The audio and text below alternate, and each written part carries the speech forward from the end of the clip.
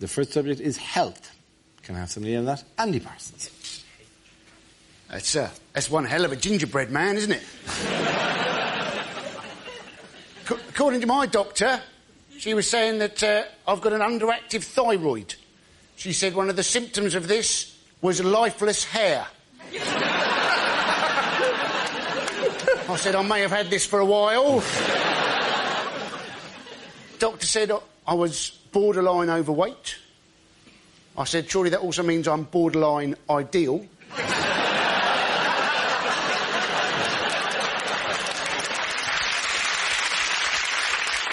She said apparently they're using testosterone injections in men to help them control their weight.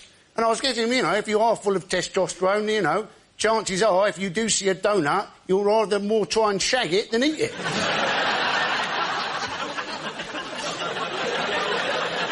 And apparently bald people, what they're saying in the research is that bald people aren't in fact bald, their hair is just sleeping.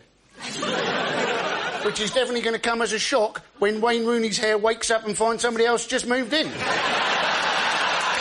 Thank you very much, Andy Parsons. OK, let's spin the wheel again. The next subject is parties. Who wants to come in? Josh Whittaker. Looks like an exciting party, doesn't it? I got invited recently to a thing called a traffic lights party. I don't know if you've been invited to one of these. What it is, if you haven't been, it's a party for single people, and it is the bleakest thing humanity has ever done. It's a party where you go wearing the colour of a traffic light, depending on your availability to sleep with a stranger. So you wear red if you're not available, orange if it's a maybe, and green if you have absolutely no self-respect at all. I didn't go because I'm a driver, I know how traffic lights work, I know how that party's going to end. It's going to end with one girl stood in green, and then a queue of men with me at the back, slowly pushing forward, going, please be still green when I get there. Please be still green when I get there.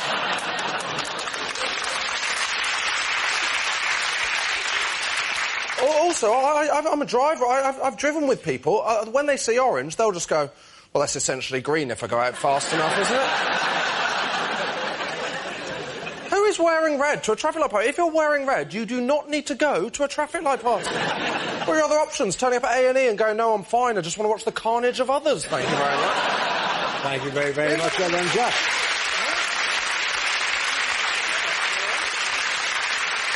So that leaves us with Milton. Let's see what you've been left with. Let's spin the wheel. Topic is history.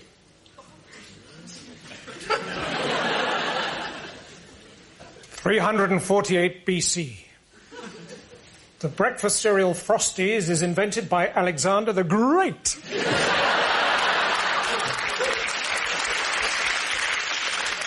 (303 AD). St. George slays the dragon with his new invention, the sword. The other dragons offer him all the money for 20% of the company.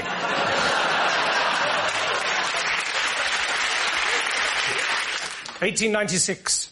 H.G. Wells publishes the book The Time Machine. 1897, H.G. Wells writes the book The Time Machine.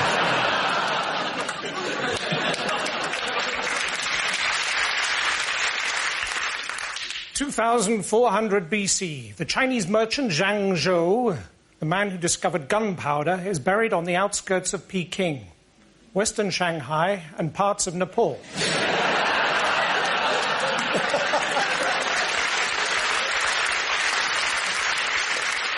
1571. You have no new messages.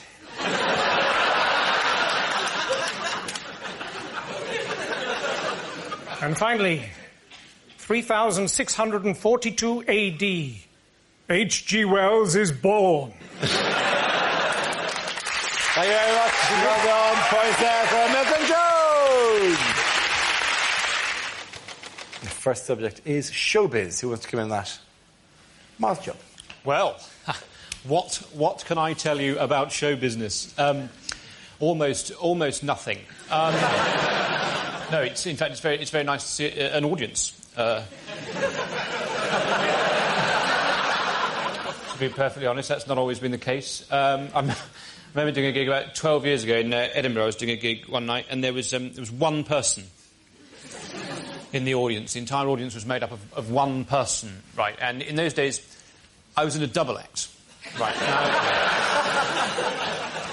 if you're in an opera or something and you and the orchestra outnumber the audience, there is possibly some dignity involved. If you're in a double act and you outnumber the audience, that is pretty much the bleakest thing that can happen, right? But we went for it because we were young and keen. Jupp and George, we were called. He's a policeman now, no longer allowed to be amusing. We were going for it. It was actually going all right, but after about 5 minutes, the audience... he put his hand up, and we said, you know, what is it, Joe? He said, I'm really sorry to do this to you, but I have to go to the lavatory. We had to wait for him to come back.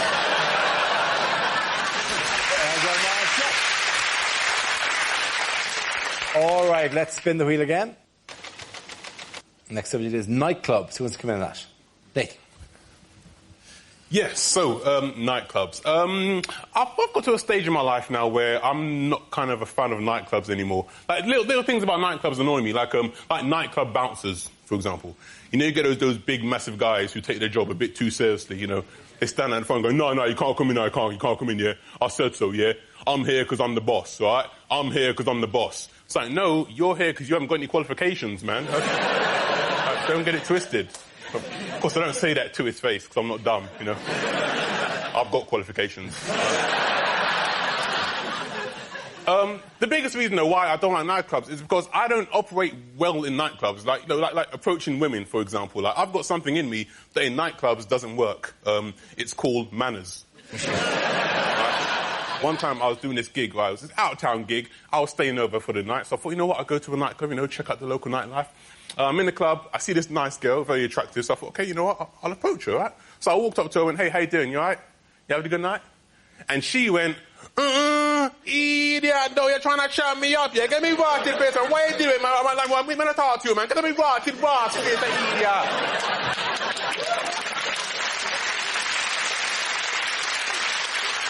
I was like, what the hell? Listen, look, calm down. Look, firstly, all I did was say hello, trying to make polite conversation. And secondly, you're a white girl in a nightclub in Cornwall.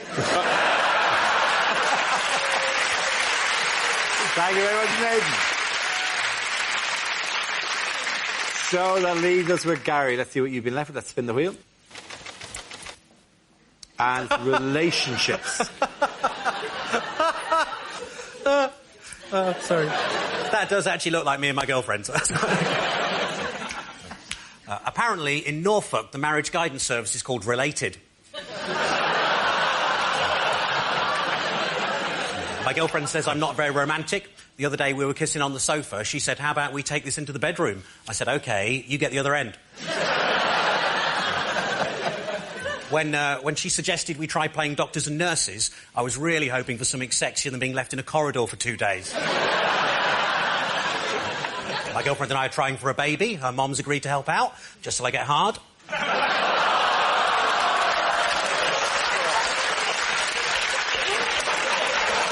She's going to see that on telly as well. That's terrible.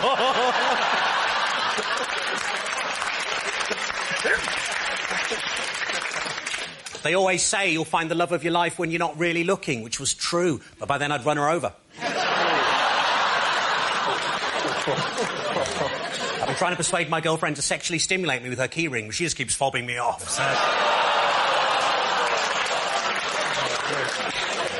When I heard you could now be a sperm donor by post, I came in a jiffy.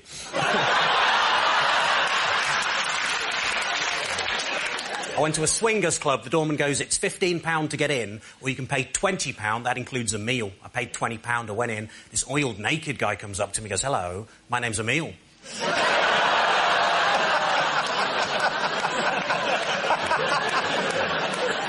I once had a one-night stand and I didn't get an erection. That isn't cool. Luckily, the woman I was with was really understanding. She just said, don't worry, that used to happen to me. Thank you. Well done. And that point's going to go to the lady. Come on back. First subject is parenting. Who wants to come in on that? Avivida. I'm a parent, and no one ever actually prepares you properly for being a parent. They give you some books about what's going to happen to your body, how the baby's going to grow. When I find out nowadays if any of my friends are actually going to have a child, the only book I give them is We Need to Talk About Kevin. I'm not going to lie to you, it hasn't really worked out for me. I can kind of tell how old people's kids are by the enthusiasm in their answer if you ask if they've got kids. Because if they go, yeah, I've got kids, you can tell the kids are still quite young. They haven't had time for the hate to really kick in. So having a daughter and having a son, I've actually worked out why you men are so messed up. And what it is, right, is because my son, he talks quite a lot. He rabbits on a lot. And the other day he was going, Mum, Mum, and I just went, shut up, or else I'll knock you out. And he turned round to me and he went, Mum, I'd like to see you try. So I tried. I had to see if the joke would work. And I realised, because my son, he's the same height as me now, he plays county-level rugby, he's actually stronger than me.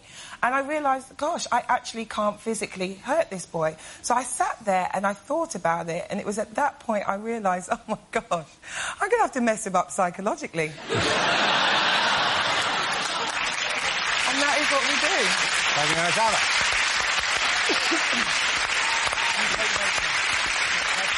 OK, the next subject, please. Let's spin the wheel. Next subject is science. Who wants to come in that? Chris Allison. I'll tell you the problem with science, right? The problem with science is it refuses to speak the language of those of us who don't understand science, right? Even when it's the job of science to be talking to us numpties, it can't bring itself to speak as we do. Pick up a packet of paracetamol, right? Look at the instructions on the back of that. It says, for the treatment of neuralgia, fibrositis, muscular whatever. We don't talk like that. If that talked anything like us, that would say, for the treatment of the worst headache I've ever had in my life. A pain in my side, I'm sure, actually is cancer this time. My wife's had to help me out of the car. It's coming out of both ends like someone's hit a pan of chocolat with a mallet.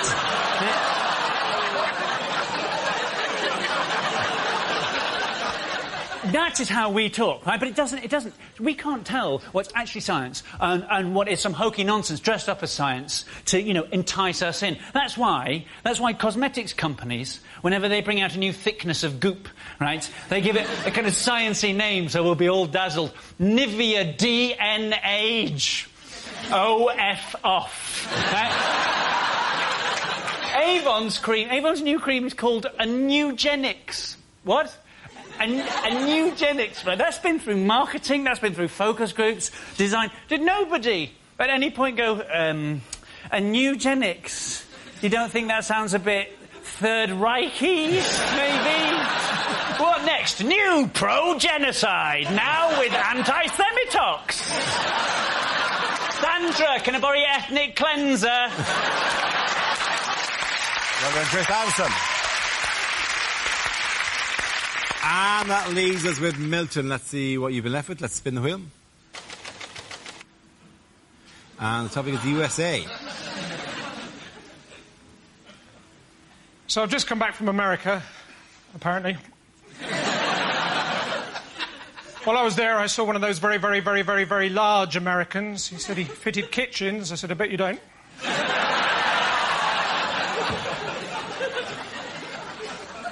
I went up to this girl, I said, what's your name? She said, Chantal. I said, well, if you're not going to tell me your name...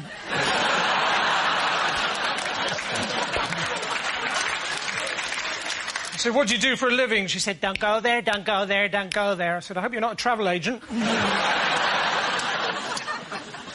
When I was in America, I bought tickets for the Bears versus the Cowboys. Bit of a disappointment.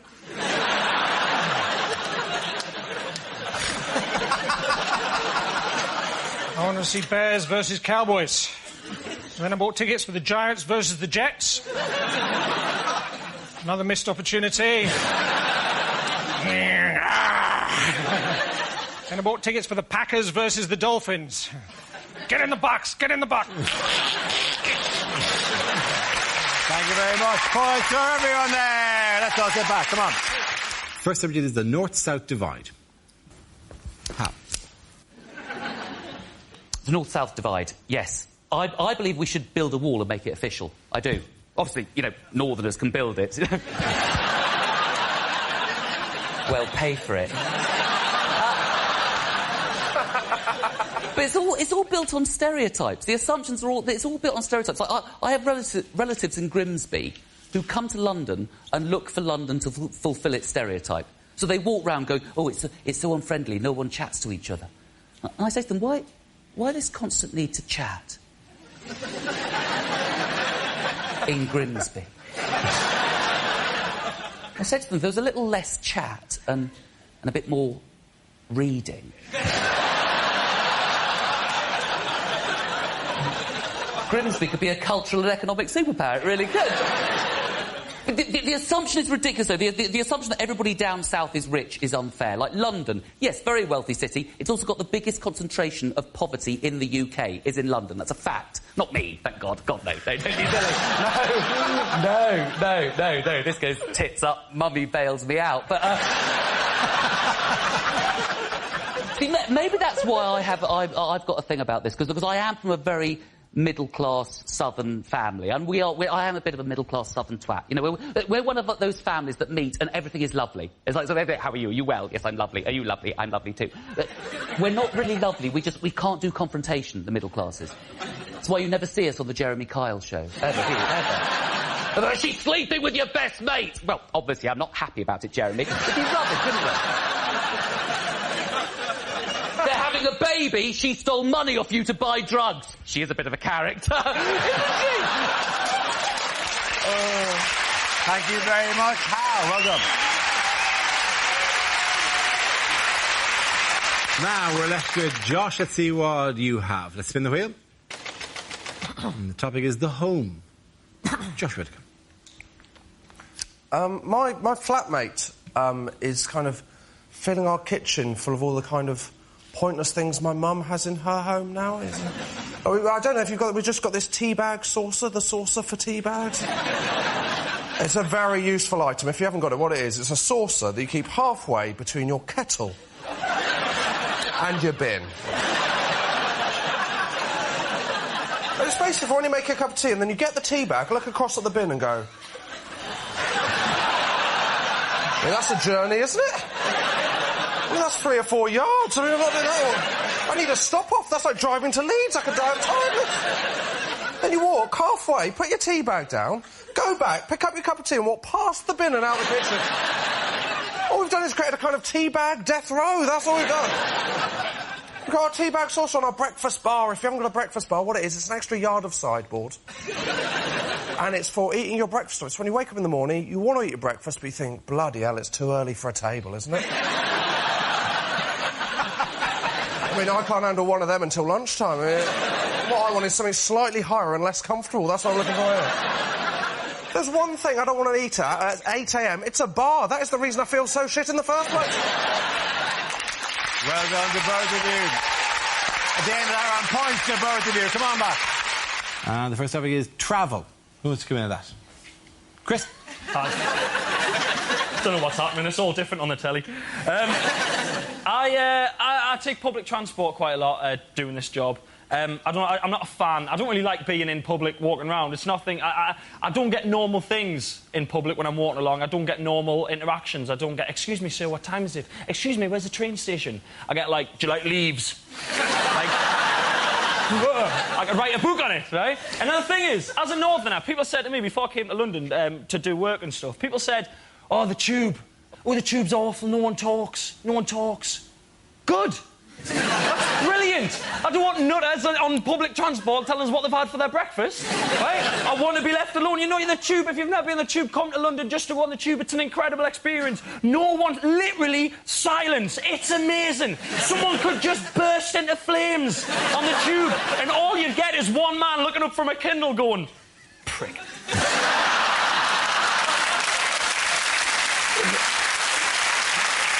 So all you get...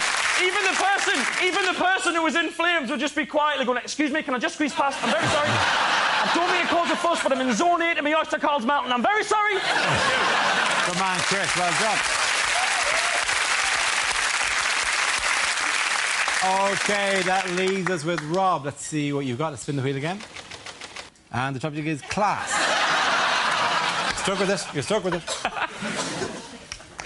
Yeah, I'm working class. If you're not sure, there's a little test you can do to see if you're working class or not. You're normally working class if your television is bigger than your bookcase. That's how it works. Like, in my mum's house, big 50-inch plasma on the wall, little Billy bookcase from IKEA next to it. DVDs on it normally. That's how it works. The thing is that my girlfriend's very middle class. That's a problem. She used to be upper class, but we're together now.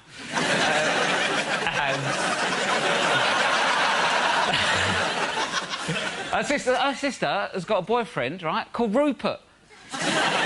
Rupert. As in the name. I'm not having a go. It's a decent name. I just never thought I'd meet one. I was in the pub with him. Rupert, do you want another Malbec? What's happened to me?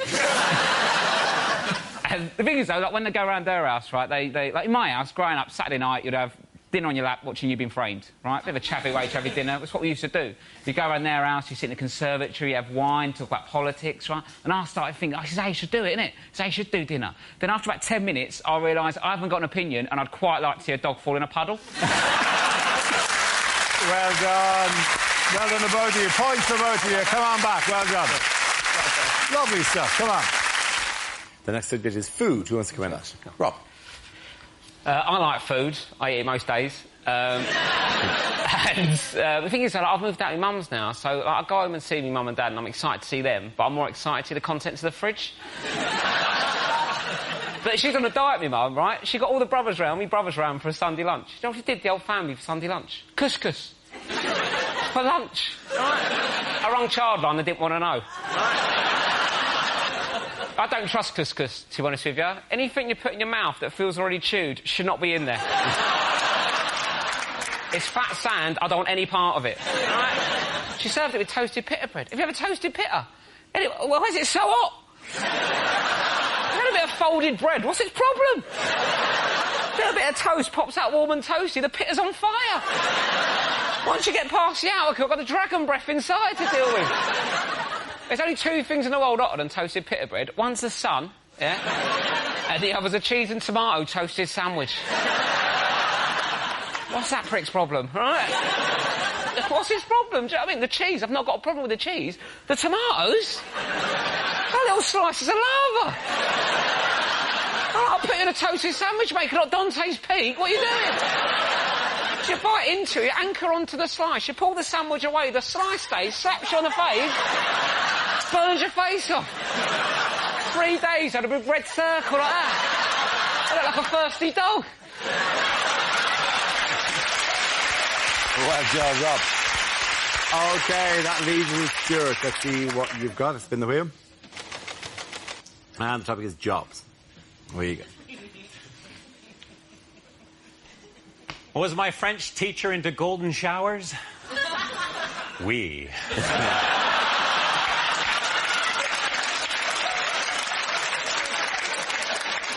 I'm a Canadian comedian, but if people think I'm Russian, Soviet.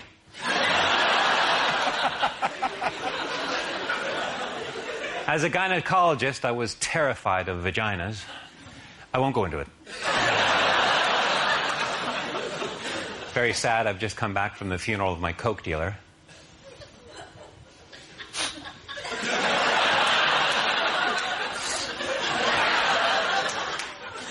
I was fired as a Boy Scout leader. I wasn't prepared for that.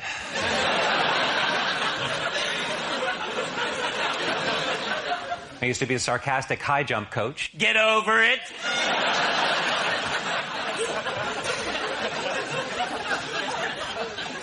I used to be a professional table tennis player in Southeast Asia, and recently I went back for a big party. Oh, it was a real Hong Kong ping-pong ding-dong.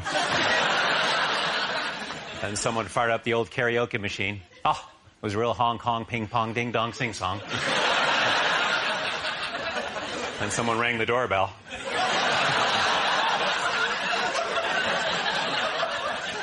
Cops. It was the cops. I used to be a cop. One night a guy asked me if he could urinate on my wrist. I said, not on my watch. Thank you very much. Good night. Thank you very much, Stuart Francis. Points there for Stuart and Rob and Andy. What the hell? Come on, everyone gets points. OK, here we go. Let's spin the wheel. first subject is building. Who wants to come in on that? Hal Crutton.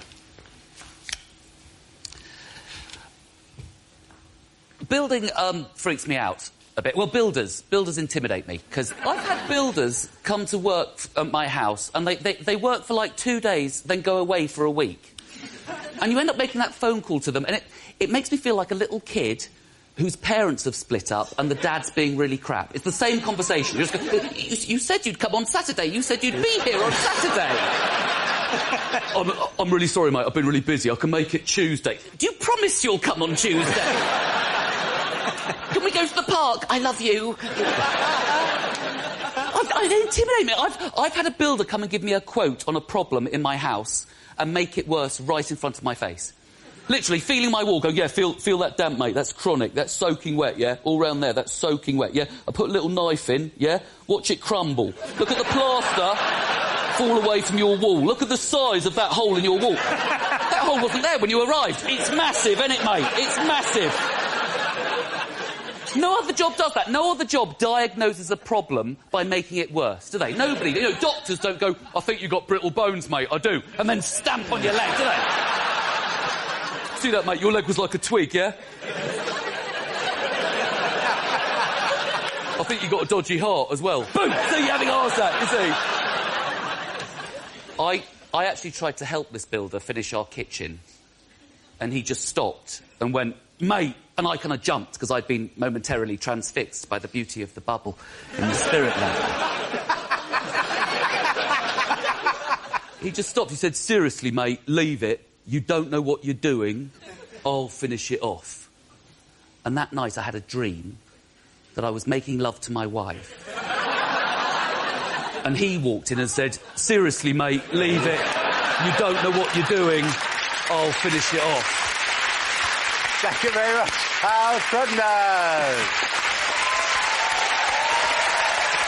OK, Gary now, so let's see what topic you've got, Gary. Let's spin the wheel. Topic is childhood. As a child, I was made to walk the plank. We couldn't afford a dog. My 6-year-old refuses to eat anything other than alphabetic spaghetti. Luckily, he's dyslexic, so I just buy him normal spaghetti. Seems to work. Dad, these are all L's. Yeah, it's Welsh. I bought him some medicine for his ADHD. On the side of the bottle, it said concentrate. I thought, if he could do that... I bought a really nice 12-year-old scotch. Obviously, his parents weren't pleased. I hate people who complain about breastfeeding in public. I don't want to see it, or that's disgusting, or you can't do that, you're not a woman.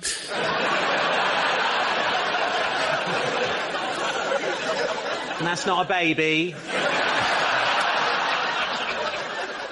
As kids, we always enjoyed dipping ginger nuts into a steaming hot cup of tea. But, of course, nowadays that's called bullying.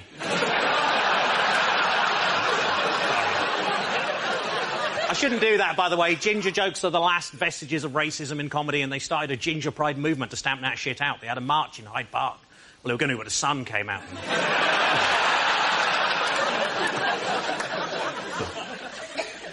Nan always said that when she was young, she never had to worry about leaving her back door open. What a slag.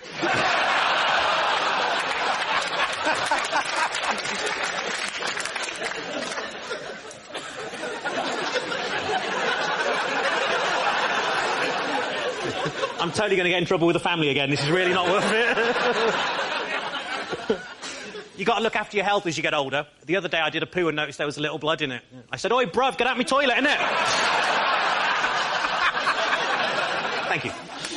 Well done, Gary Delaney. Well done, both of you. Points for both of you. Come on back. The first subject is football. Who wants to come in that? Hal Crutton. Excellent.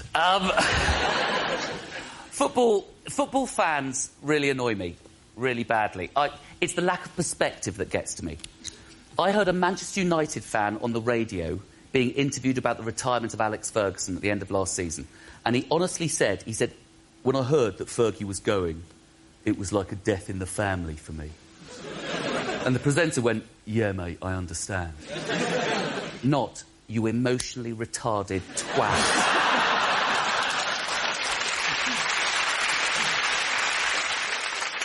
England fans, particularly, they bring up the war at football matches. They bring up the war. The last time we played Germany, 3 years ago, England fans turned up in World War II RAF outfits. They sang songs about German bombers, and that stupid band at the side of the pitch played the Great Escape theme tune, and we were thrashed 4-1. It was bloody humiliating. That's not what people fought a war for, is it? There weren't generals on D-Day making speeches to the troops going, "Gentlemen, today we fight for freedom. We fight for an end to tyranny. We fight for our families and our friends.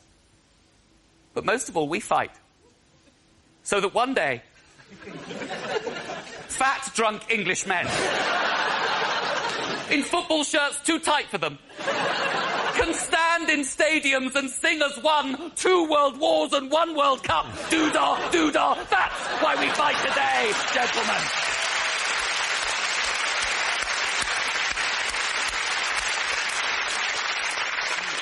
I personally believe that actually male football fans behave the way they do because they use football to express emotions they can't express in other parts of life. That's what's going on. When they are shouting and chanting vile stuff at the ref, at the opposition, at other players, well, what they really want to be chanting is stuff about what's going on in here.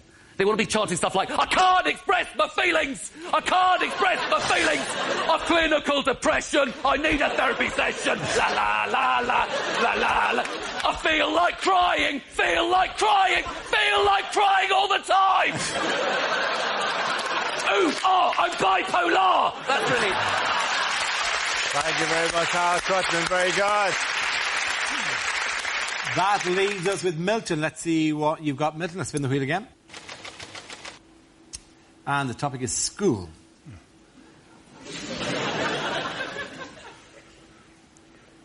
Recently I went to one of those awful school reunions where everyone's boasting about what they're up to now. I said I work for the United Nations, because I have been UN employed for a while.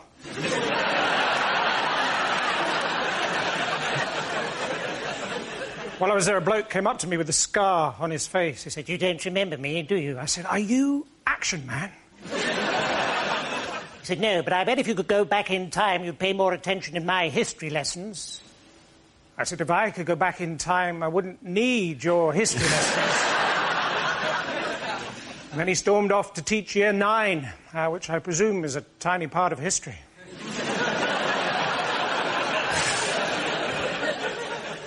My parents were so rich, to get me through my history exams, I had my own private tutor.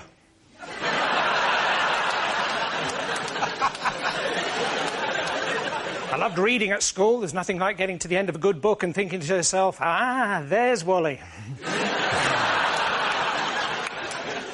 Those forms to fill in to get to university are difficult, though, aren't they? I ended up spending 3 years at the University of East Angola. My grandfather... he broke into a school the other day. He said, "If it wasn't for me, you'd all be speaking German." "That's right," said the German teacher.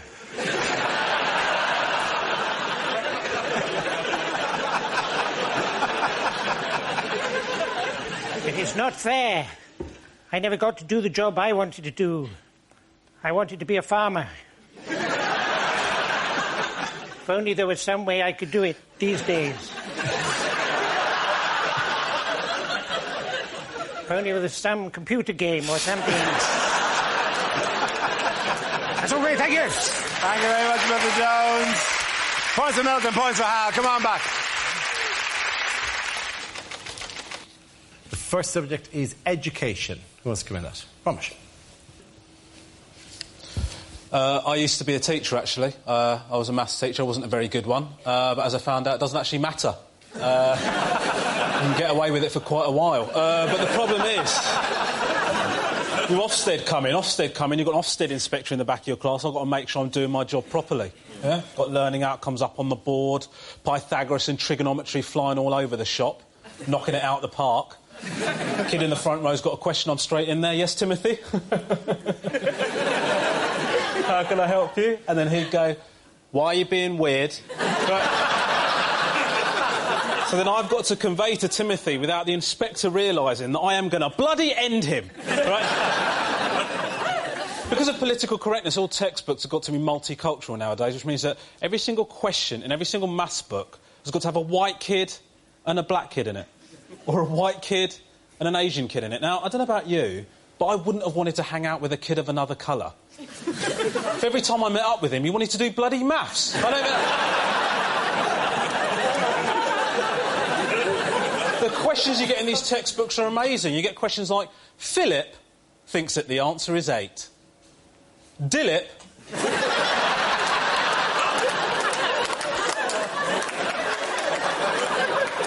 thinks that the answer is 10. Which one is correct? And then a kid would put his hand up and he'd say, I think Dilip's correct. And I'd say, why? And he'd say, oh, because Asian kids are bods, aren't they?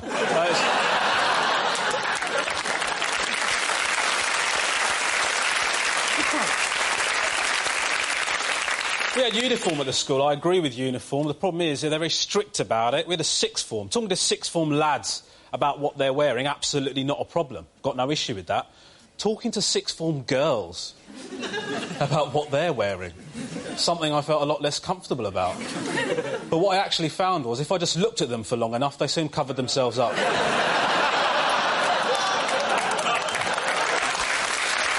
Thank you very much, Robert.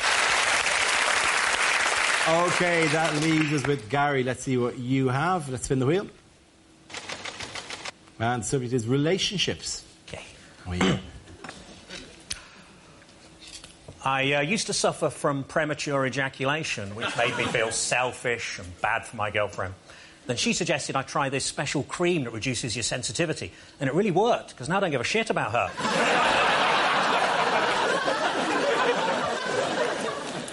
I bought a vegan friend of mine a fancy cookbook. Unfortunately, he said he couldn't accept it as it was leather-bound, which meant it was too heavy for him to lift. When I was a teenager, my mum always said, your bedroom's so messy, you'll never get any self-respecting girl to come back here. But luckily, they weren't the ones I was going after. I watched the director's cut of a porn film. At the end, he actually fixes the washing machine. I was in a sex shop. I saw a dildo described as 9 inches long and realistic. I thought, well, which is it? The Archbishop of Canterbury recently said he couldn't support gay marriage without first having a mandate. Honestly, if he's that bothered, I'll go out with him. One time at a party, I chucked my car keys into a big bowl, and everyone just stared at me, and the trifle was ruined.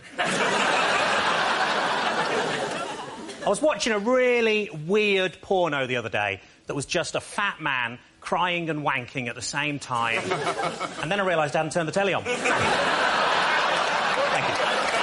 Thank you very much, Gary. OK, points for both of you. Come on back. First topic is childhood. Who wants to come in on that? Josh. I grew up in a small village in Devon, which was as fun as it sounds. Very little happened. To give you an idea, the most exciting thing that happened in my village was when I was 7, for a brief period, there was a bull in a field. And I was terrified of this bull. I used to walk past my dad and go, oh, don't worry about that. He's more scared of you than you are of him. And I used to think, no, he isn't, mate. Bonfire night was the worst, though, because the build-up to bonfire night was just warnings about the way it was going to go wrong. They go, oh, bonfire night's coming up. You're either going to get burnt with a sparkler or hit with a firework. My favourite was on Blue Peter every year. They'd have the same warning that applied to no one in Britain. Every year they go, oh, bonfire night's coming up, and if you do own a pet tortoise...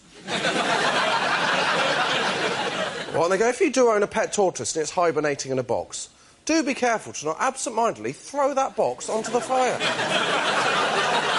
I don't know how unlikely that scenario is. So I know no one who owns a pet tortoise. Secondly, how unruly is your bonfire night? You go, yeah, just chuck everything on, yeah. Yeah, Guy Fawkes with their shit, show him what I think of him. Go into my houses, get my boxes, don't look in them, throw them on the fire. I don't care that the contents is snoring, throw it on, I told you. 2 months later, you walk around your house going, where the hell is Sheldon? The warnings that were wrong, the warning on sparklers, it'll burn your hands, that happened to no one. The warning on sparklers should be, if you're planning using a sparkler, do be aware you will do the same 3 shapes you did every other year. Zigzags, circles. Go on then, I'll write my own name, that is it every year. We used to have those home fireworks displays when they'd be terrifying. Most people were interested in health and safety. My dad didn't bother with that. He'd just go, well, you know, we've got 6 fireworks, the cat's got 9 lives, we're going to be fine. Be firing off fireworks towards the village like we declared war, and then the whole thing would climax with a Catherine wheel nailed to a gate failing to go off. My dad creeping up on it, us going, Dad, you're not meant to go back to a lit firework. Him going, don't worry about that, it's more scared of me than I am of it, it'll be fine. Thank you very much, Dr. Rutherford. OK, so Milton is left. Let's see what topic he has. Let's spin the wheel. And the topic is travel. Where you go? Strange things do happen. Once, I saw a little green man, and I walked towards him, and he just disappeared, and then I got run over.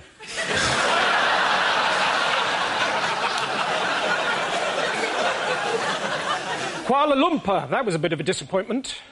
I always thought it was a bear crossed with an Oompa Loompa. You know, clingy, but quite hard-working. I was in France recently. I saw this little old lady knitting in the town square. I said, voulez-vous crochet avec moi? She took it all the wrong way. What with the financial situation, I'm not sure Ireland's going to stay afloat. Cork, maybe. 11 days it takes to walk to Torquay holding the hand of a 7-year-old. Well, that's what I thought. It was his birthday treat, but turns out he actually wanted a walkie-talkie. I'm very English, really. I even ordered a book on the internet, How to Have Absolutely Nothing to Do with Your Neighbours. Unfortunately, I was out when it was delivered.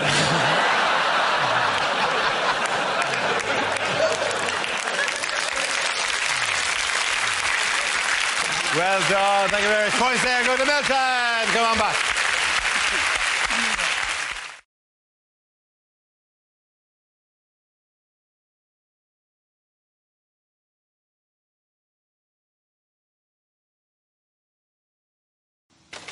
The first subject is going out. Who wants to come in that? Ramesh. I don't like going out. Don't like going out because I don't look as good as I used to, and I worry about it. I've put on weight, and I think, oh, I don't look all right. And then I think, hold on a minute, I'm married. I don't need to look good. I just need to look better than the prospect of single parenting.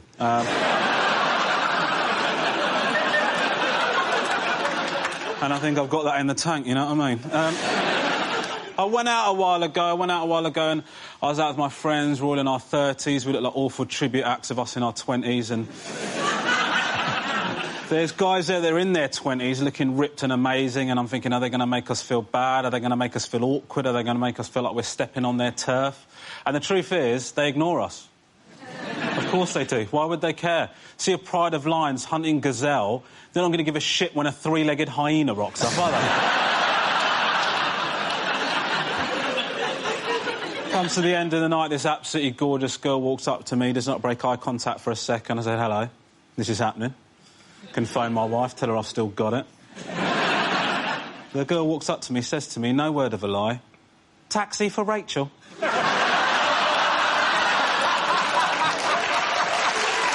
Thank you very much, Ramesh. That leaves us with Milton. Let's see what topic you've been left with. Let's spin the wheel. The topic is romance.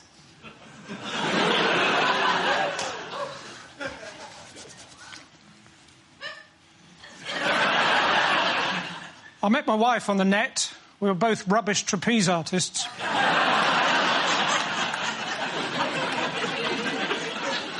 Terrible, isn't it, when someone doesn't want to live with you anymore? Part of you is thinking, I don't think you're going to survive in the real world. Another part of you is thinking, well, at least I'll be rid of your drunken arguing. Ladies and gentlemen, we need to let the Scottish people go.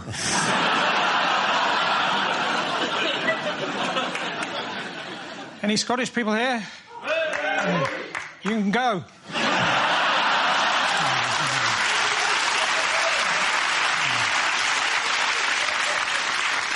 A girl came up to me the ota day, started going, foot loose, then her foot fell off.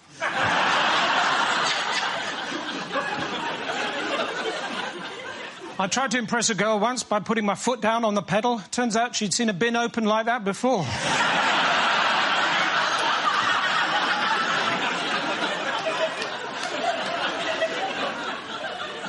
A girl came up to me once. She said, "You know, I can tell someone's personality by what kind of car they drive." I said, "I haven't got one."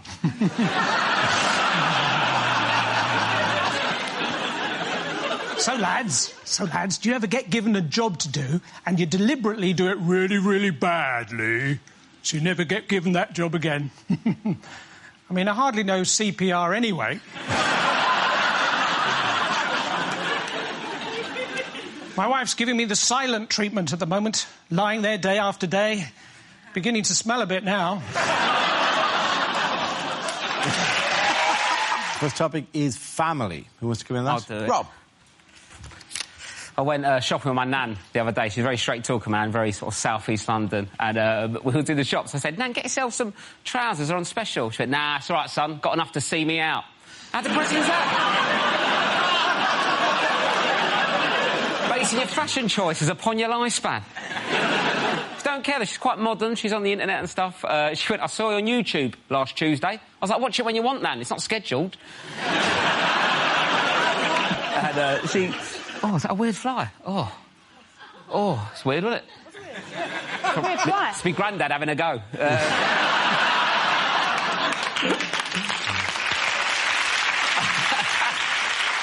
I went to visit her recently. Her internet weren't working, right? She went, "Can you sort my internet out?" And all right, Nan, show me how you normally log on to internet. I'll see what you're doing wrong and get it done. She went, "What I'll do is I click on the start button." I was like, "Right." She went, "I go into programs." I was like, "Right." She went, "I go into accessories." I'm like, "That's wrong, but carry on." She went, "I go into games." I'm like, "Oh, God." I go into solitaire, play that for a bit, click on the cross, then I double-click on Internet Explorer. And I'm sitting there thinking, you could probably cut out the middleman now. And I was worried that she's at home thinking that she has to play solitaire to get online. I need to send that email, but I cannot face another card game. I'm sick of it.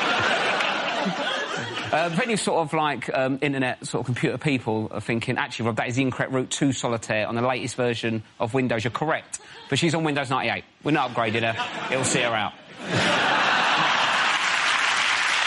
Well done, Rob. OK, let's spin the wheel. Somebody who's ageing. Who wants to talk about that? Sarah. OK, and so I'm 33 years old, which is where magazines will tell you that a woman has her sexual peak.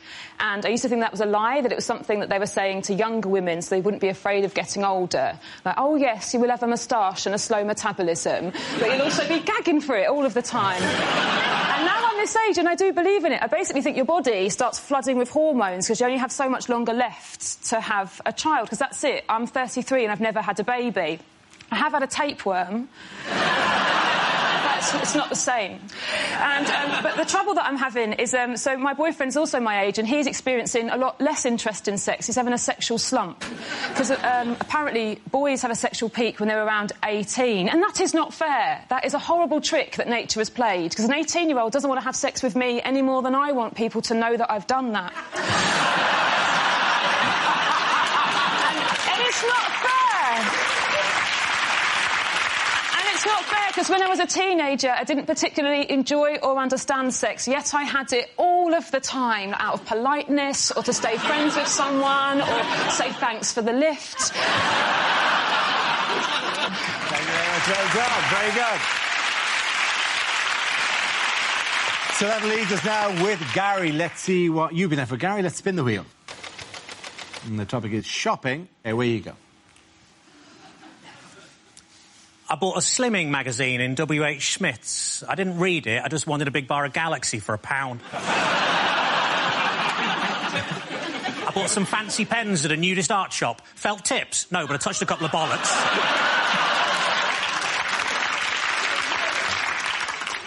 I was in a lingerie shop. I said, "Are these knickers satin?" He said, "No, they're new." I went to buy a Christmas tree. The guy said, "You're going to put it up yourself?" I said, "No, I was thinking the living room."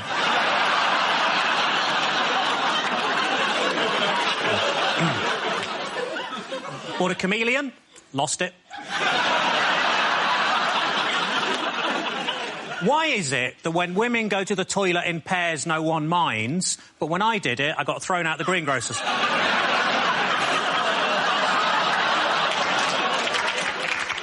I got into a fight with my acupuncturist and stabbed him. He said he'd never felt better. According to the vet, my cat's in heat. I didn't even know she was famous.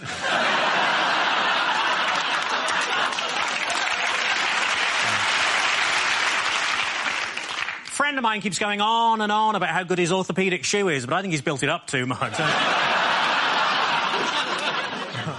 I bought an advent calendar for Jehovah's Witnesses, but on every door somebody tells you to fuck off. Thank you. Oh, brilliant. But at the end of that round, the point's going to go to the ladies. Let's spin the wheel.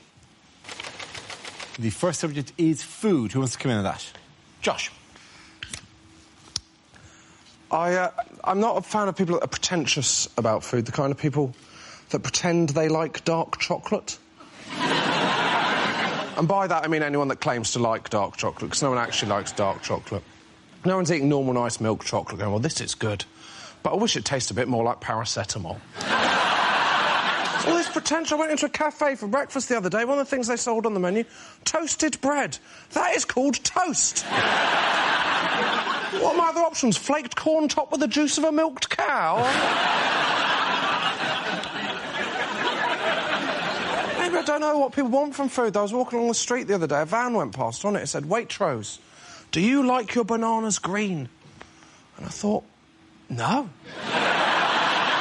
No, I'm not a huge fan of diarrhoea, no. I don't like my bananas green for the same reason I don't like my chicken Kiev's dangerously underdone. But now you go into Waitrose, all they have got is green bananas. You go, am I the only person that's ever bought a banana because they want to eat the banana?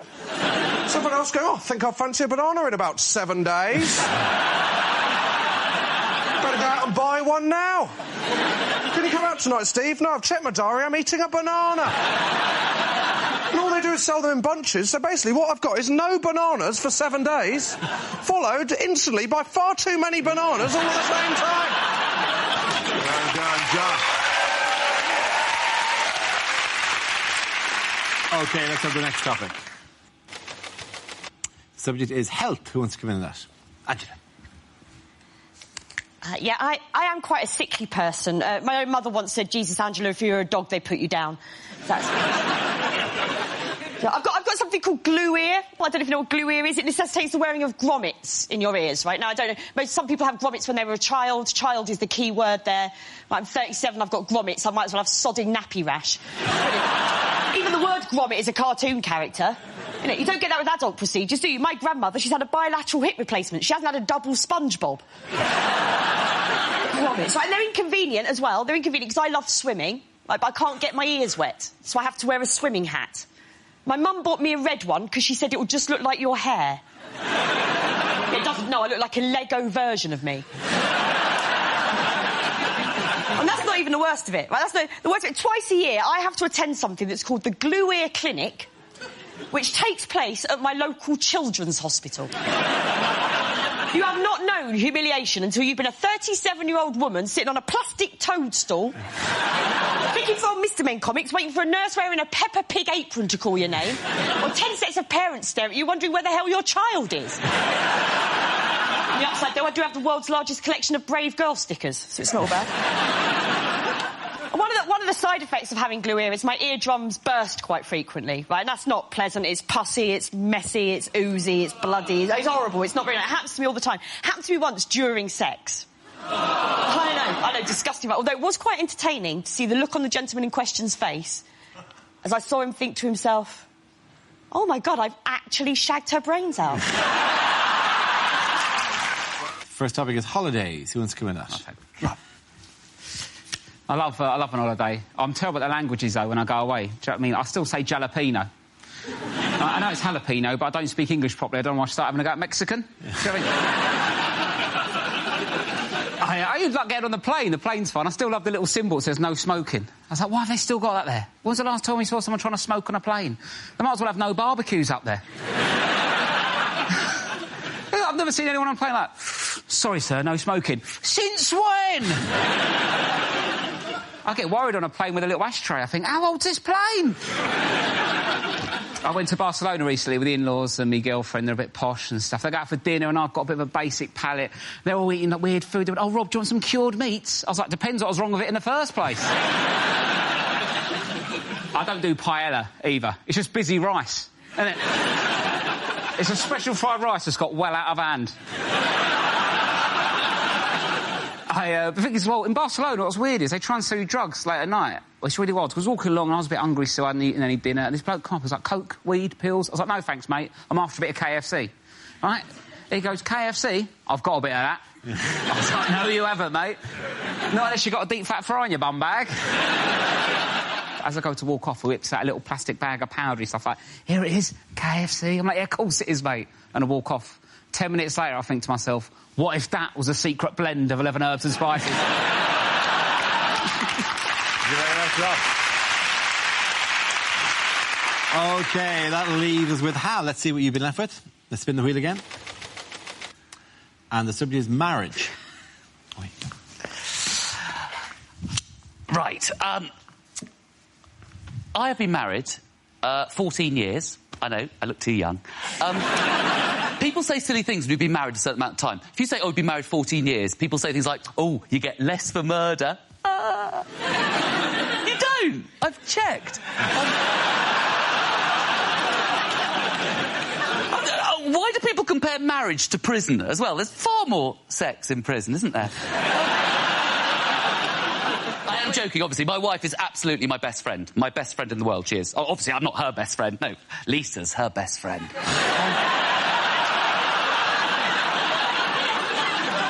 But we've got 2 children as well, 2 girls, thank God, because I'd be rubbish with boys. I'd be right. Imagine a little boy coming home from school saying, Daddy, Billy Smith says I've got to bring £2 to school every day, or else I'm going to get a kicking. I'm like, look, calm down. Ask Billy if we can set up some sort of direct debit, whatever's easiest for him. But my daughters worry about me. I know that's wrong. My oldest daughter, she came up to me when she was about 8, she did this, and it's absolutely true, came up to me very seriously and said, Daddy, are you gay? My mum was always convinced I was gay. I was to bring my wife and kids over to dinner. My mum would be going, oh, still living in denial. Shut up, Mum. When I was 16, I brought my first proper girlfriend home, and I said to my mum, can she stay over in my room? My mum was like... OK. But don't stay up all night talking about boys. OK. The first subject is dating. OK, I'll take that. OK, Tiff. I'm pretty glad I'm not single anymore, because I'm 36, so I'm at that age where I've had to start saying to guys, seriously, do you mind not talking to my face? They're right here. Actually, more like here now. I'm not saying guys don't approach me anymore in bars, they do, but it is to get around me. I had a guy come up to me recently in a nightclub and he went, excuse me, and I went, yes. And he went, no, just excuse me. So I don't really understand, though, the whole objectification of women, like, until I missed it, right? But I always, you know, I don't think I've missed sexism, but that's what getting older does. Because I was always confused by hearing guys talk about women in bars, you know, and objectifying them, going, are you a boobs guy or are you a bum guy? Are you a boobs guy or are you a bum guy? And as a woman, that's really offensive, right? Because women, we don't sit around going, are you a balls girl? Are you a penis girl? Are you a balls girl or are you a penis girl? And I'll tell you why that is. That is because no woman in the history of the world has ever said, do you know what? I'm just a balls girl, me. Just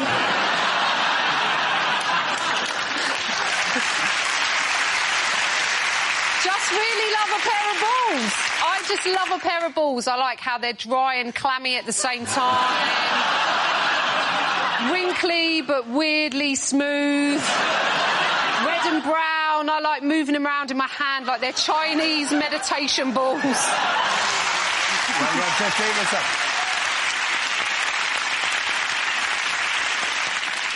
up? OK, that leaves us with Gary. Let's see what you've been left with. Let's spin the wheel. And the topic is health. The doctor told me to lose some weight. I said, how? He said, don't eat anything fatty. I said, what, pies, chips, that kind of thing? He said, no, just don't eat anything fatty.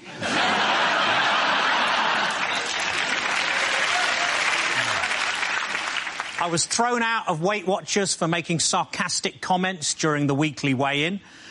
As you can imagine, I accepted the decision with huge grace, because they threw her out as well.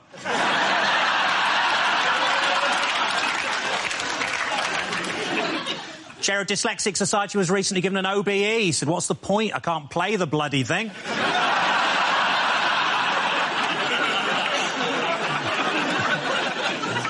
I live next door to a family of anorexic agoraphobics. Yeah, but they've got a few skeletons in the closet. A friend of mine's been suffering from paranoid delusions and now he thinks he's a chocolate orange. I worry he's going to be sectioned. Poor Terry. I thought PPI was just something you could get if you didn't wear goggles at the swimming baths.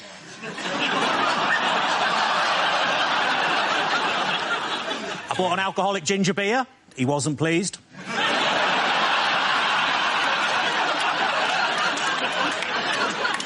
I once met a girl who confused a tube of KY jelly with super glue. I asked how it happened, but sadly her lips were sealed. Thank you. Very good. And the first topic is drinking. Who wants to come in on that? Zoe. I like a drink. Realised I was probably drinking a bit too much recently when I turned to a friend not so long ago and went, oh, that is a very nice breakfast wine. I like a bit of rosé. Who doesn't like a bit of rosé? Or princess petrol, as I like to call it. Favourite wine, obviously, the box of wine. I enjoy a box of wine. People are snobby about boxes of wine in this country. I'm like, no, wine you can stack. It's brilliant. I love a box of wine because glass is so revealing, isn't it? It's transparent. It tells a tale, doesn't it? You can see how much you've had of a bottle of wine. But you can't see through my cardboard box of wine, can you? You have no idea how much of this 5-litre box of wine I have slowly but steadily been sipping my way through during the course of this shitty party. Sometimes I just stick a big straw in the top and pretend it's a massive Ribena.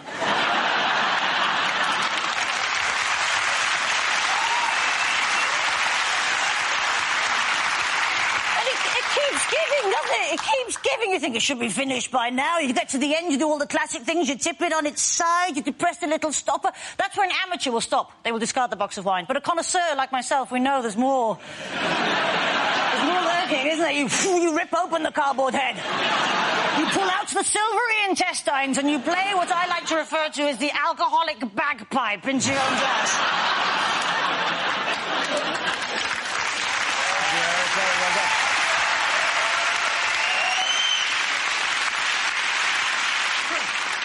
So that leaves us with Milton. Let's see what you've been left with. Let's spin the wheel.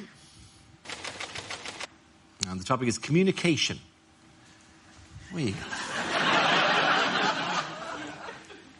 Is it just me, or the instructions to electrical goods these days far too complicated? I mean, I just don't know that many languages.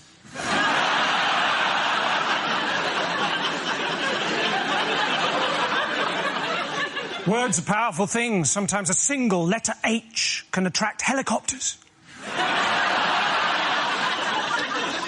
That's to be a big one. Hours I spent watching that hot tap.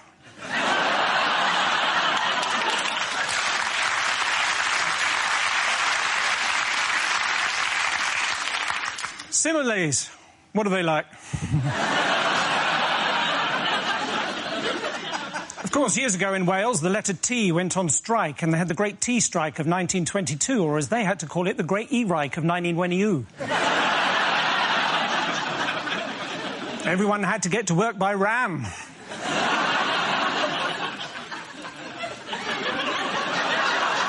In the end, the strike was broken, and the T's had to get together with random groups of consonants, and that is how the Welsh language was formed.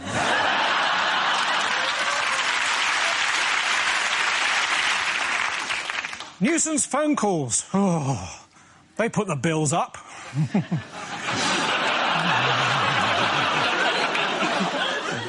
I can't even count to 10 in French, and to our quatre cinq, he said, "Ah!" Sorry, I've got a wheat allergy. Well done. Finding another round. Points for Zoe. Come on, do it down again. The first subject is weather. Who wants to come in that? Josh. My parents live in Devon, where they had these storms earlier this year. I got a very strange text off my mum just before the storms. Just said, Josh, just so you know, the storms are on their way, so I've put the wheelie bin in the shed. Not sure what I'm meant to do with this information. I wasn't going, thank God for that, I've been worrying. That's not what you do before a storm. Go, should we get the kids inside? No, get the wheelie bin in the shed, mate. Take another month to order one of them from the council. I'm watching the news going, terrible storms hit Britain, 14 wheelie bins are missing. I mean, I couldn't care less, I live 250 miles away. How strong are these storms that I need to watch out for the bin? The people I feel sorry for during the storms are the on-the-spot reporters. They are people that know their bosses do not value them at all, They are people who've got to work and the boss has gone, have you heard there's a terrible storm on the way? Do you think I should go home? Better than that, mate. I'm sending you down to the edge of the sea. Well, you're going to interview a man whose umbrella is inside out. People I don't like are the people that complain during the storms. People complain their flights were cancelled. I wouldn't complain if my flight was cancelled during the storms.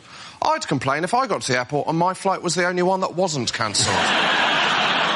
If you got to the airport and they went, EasyJet, flight E4597 is going to have a go for it. Well done, Josh. OK. That leaves us with Gary. Let's see what you've been left with. Let's spin the wheel. And subject is transport. Where you go, Gary?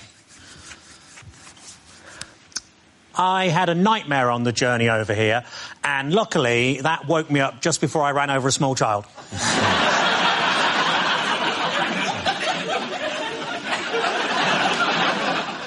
The other day I lost control at a roundabout, and then I went absolutely bonkers on the swings.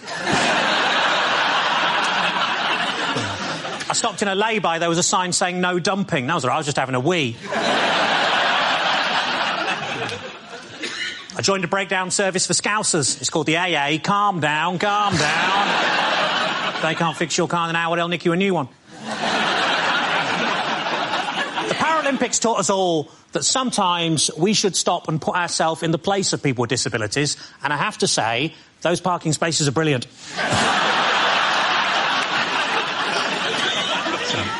In the car on the way over here, I kept hearing this annoying, whiny noise. So I pulled over, my girlfriend got out to have a look at the engine, and I drove off.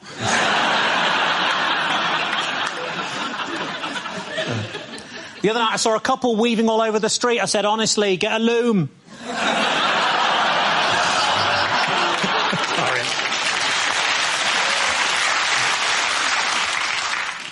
I accidentally filled the Escort with diesel. She died.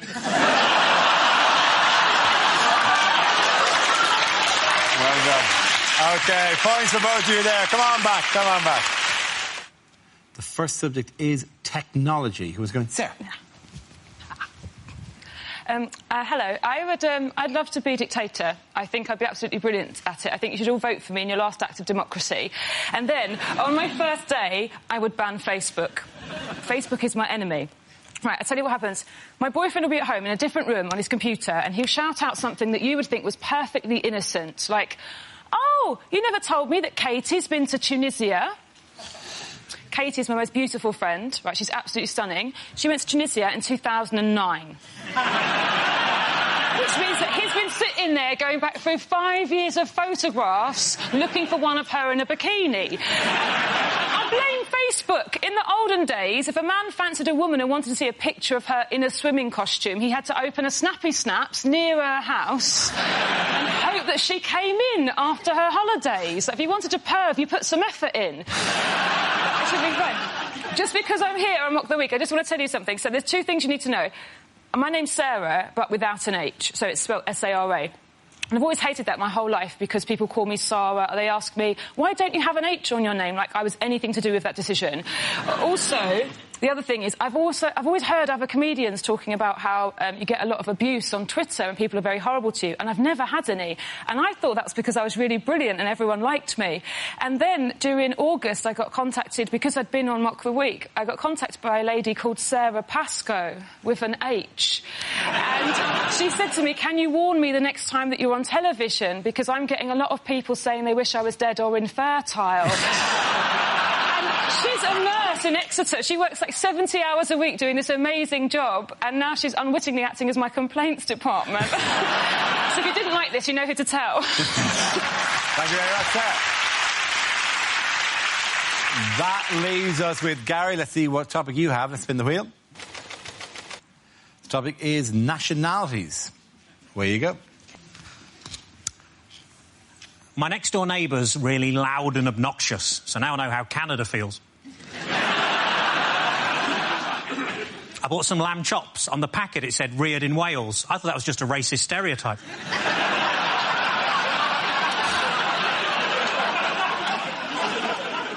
This morning I made a Belgian waffle. In the afternoon I made a Frenchman talk bollocks. In Scotland, the forbidden fruit is fruit. When England played Poland at Wembley, there was 30,000 Polish fans in the crowd. And I thought, well, fair play to them. If I'd built it, I'd want to have a look round as well.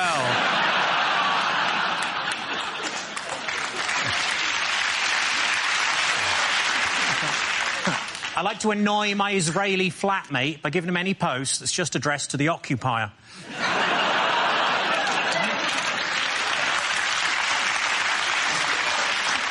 I was at an Italian zoo with a Christian friend of mine, so I thought, when in Rome, and pushed him into the lions. Nan's going to that suicide clinic in Switzerland, but don't tell her, it's a surprise. My granddad was killed by a Zulu. He was having a shit at Whipsnade and the roof collapsed.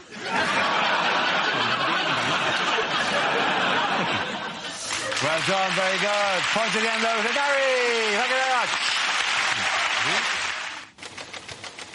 The first subject is education. Who wants to go on that? Ramesh. Well, as a vegan, I wanted to supplement my son's education, so I'm helping him to learn to read. That's one of the things that I'm doing. And helping your child to read is one of the most magical and rewarding things that you can do as a parent, on day one.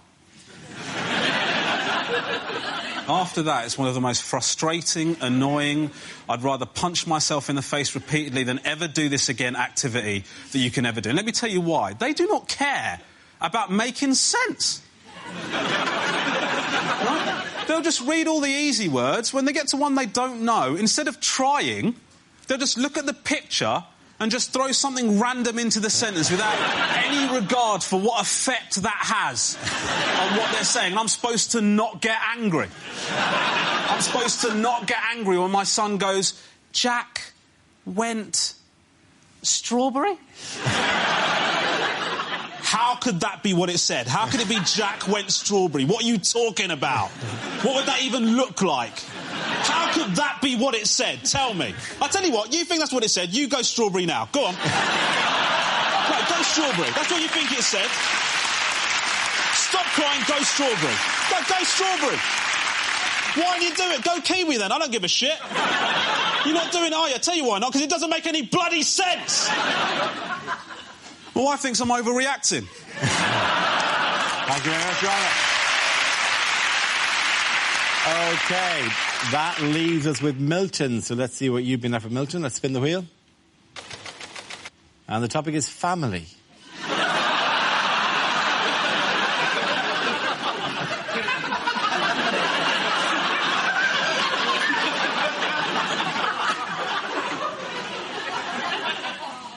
My uncle, he was a cruel man. He knew we lived in a bungalow, yet every year for Christmas we always got a slinky.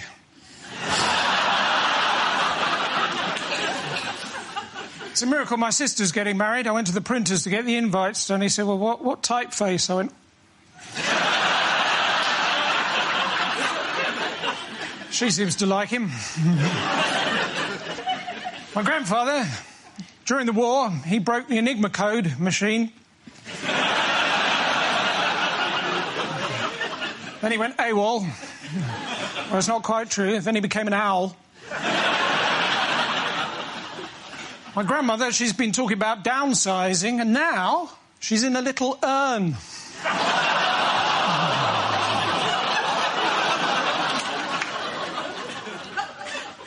My other grandmother, she was a children's writer. You may have seen her book, Jack Goes Strawberry.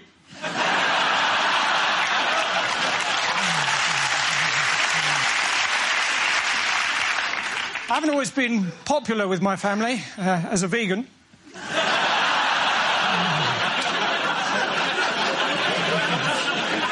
That doesn't normally work.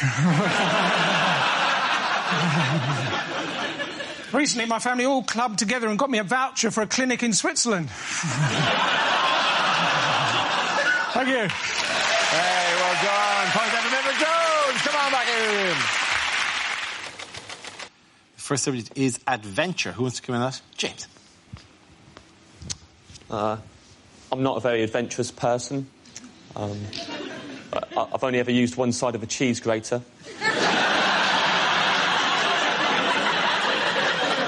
Got no idea what the other three sides even do. I'm not the only one either, because everyone knows what side I'm talking about, right?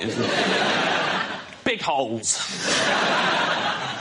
Got no time for small holes and tiny holes. And if you've ever seen small... It's the roughest side of anything I've ever seen in my life, small holes. It's rows of tiny little spikes. So every time I'm going to use that side is in self-defence.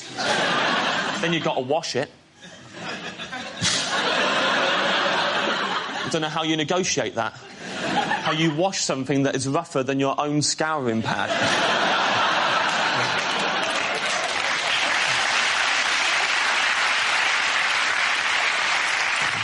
Interestingly, the only thing rough enough to wash a cheese grater is a second cheese grater.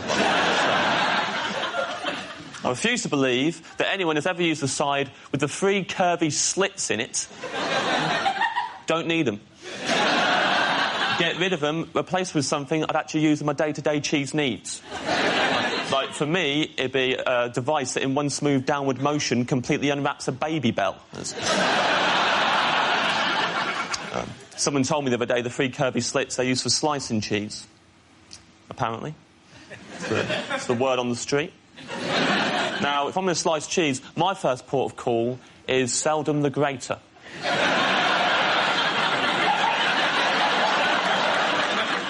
Call me old-fashioned, I'm a knife man. You might think I'm a fuddy-duddy, but I like it. It's unpredictable.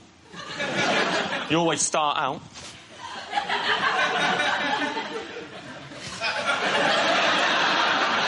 You're thinking, well, this cheese cutting's going excellently. Oh, yeah. It just passed the halfway mark and the cheese takes over.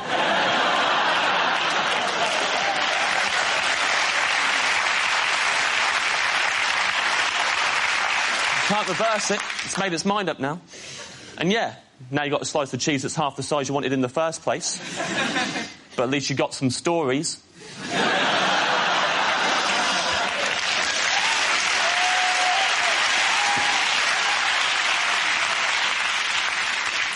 Thank you, James, for comprehensively dealing with the topic of adventure there. What, mate? That leaves us with Josh. Let's see what you've been left with. Let's spin the wheel.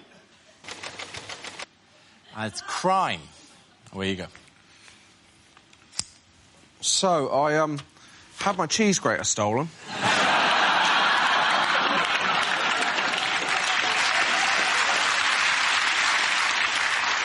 I got burgled, not for the cheese grater. When you get burgled, everyone says the same thing to you. Everyone says, oh, tell you what the worst thing about being burgled is. It's knowing that a stranger's been through your things. You go, no. It's not the worst thing about being burgled, is knowing a stranger has my things. If they had just been browsing, I wouldn't have given a shit. Offer me two options. One, come home, my laptop is gone. Or two, come home, find a stranger in my room going, well, I like this T-shirt, but have you got it in a large? I phoned my dad and said I've been burgled. He said, we know why you've been burgled and we haven't. It's because we're in the neighbourhood watch. I said, no, it isn't. It's because you live in Devon. A small village in the middle of nothing, but mile upon mile of moorland. I mean, no one's going to burgle you, because whatever they took, it wouldn't cover their petrol money. What I can tell, the only proactive thing the Neighbourhood Watch does is once a month they have a meeting. All that does, it tells burglars for one night out of every 30.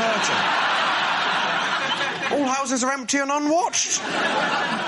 There's this paranoia about crime back in Devon, where I'm from. Went back recently, went into the local co-op, and it's a tiny co-op in a tiny village. But I went up to desk, and there was a sign that said, "Did you know we now do legal advice?" And obviously my first reaction was, no. And to be honest, I was pleasantly surprised he did sugar puffs. So. Why is the co-op now doing legal advice? Just too many people coming in going, I'll have 10 silk cut, a Viennetta, and I've killed a man. Well done, very good. Weather Modude. Pointing that go to J.J. Carter. Carter down. The first subject is food and drink. I love my food. I don't like the way women are still advertised to, like certain foods are a naughty little treat. You know the ones? Chocolate's naughty, innit? In chocolate, naughty. Girls eating chocolate. Isn't that naughty? I think, no, it's not. Chocolate's not naughty, eat it. Chocolate's only naughty if you've beaten somebody to death with a foot-long Toblerone. I'm very competitive around food. Do you know what I mean by that? Does anybody else panic in a tapas situation? Do you know any sort of shared plate environment, you find yourself sort of facially twitching, thinking, this isn't going to be enough, is it? My nightmare scenario is if I go out for a meal and somebody at the end of the table just goes, should we order just lots of little things and share it? I'm like, should we just not? I take it very seriously. I'll shovel it in, I really do. Don't attempt to eat tapas with me, that's what I'm saying, because you will lose. You will lose, and then you'll have a little cry when I make you split the bill, because that will happen. There's usually one girl at the end of the table just crying her eyes out, going, why am I paying 53 quid, though? I only had an olive. I'm like, you had the same chances as me, bitch, you just didn't take them. You were banging on about this and banging on about that. I was shoveling in the meatballs. I was getting my money's worth. In fact, I managed to eat so much that night, I got up to leave, I put my glasses on, I thought, they feel tight. Thank you very much, Zoe. OK, that leaves us with Milton. Let's see what you've been left with. Let's spin the wheel. And the topic is home.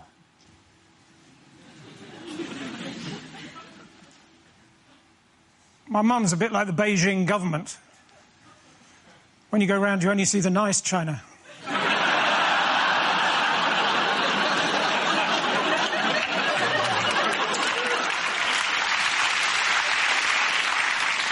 I was smacked as a child, but you should see the state of the home I put my parents in.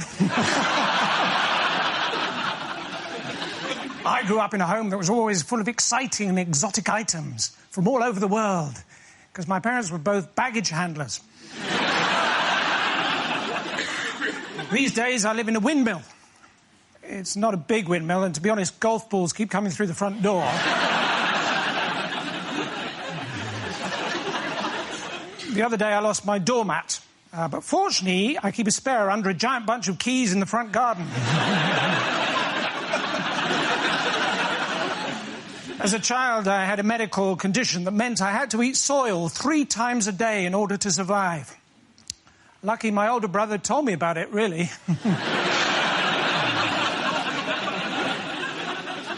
He later died of massive head injuries. He was hit over the head with a Toblerone. Thank you very much, Johnny Jones. Point there for Donny Lyon. There you come back.